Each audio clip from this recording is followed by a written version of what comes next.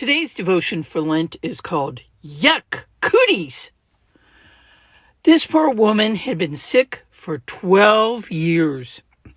She'd been to doctors, specialists, and experts, but nothing had helped. She was still sick, weak, and because she paid so many people to heal her, she had no money.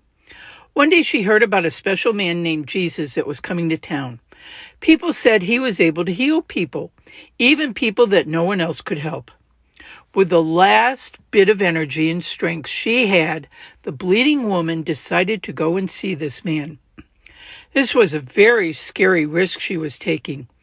As weak as a woman was, if Jesus didn't heal her, she wouldn't have the strength to get back home. Even worse, in Jesus' time, this woman was considered unclean. She wasn't allowed to touch other people, and other people would not touch her. If she touched them or they touched her, it made those people unclean. They had to spend hours doing special things that made them clean again. So if the woman was too weak to make her way home, no one would risk becoming unclean by touching her. Even worse, yes, there is something even worse. If the unclean woman touched anyone on purpose, the rules said she could be killed. Harsh? I know.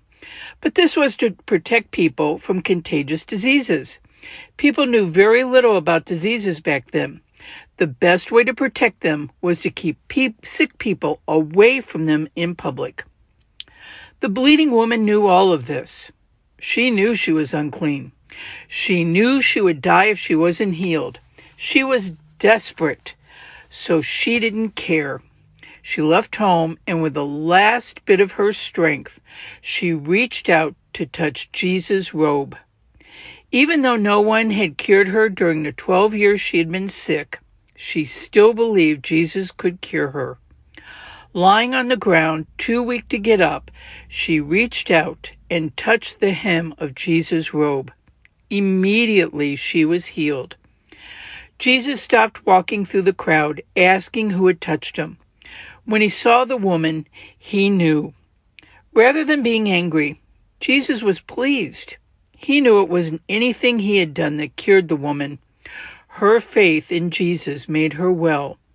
Instead of criticizing the unclean woman for touching him, Jesus praised her faith.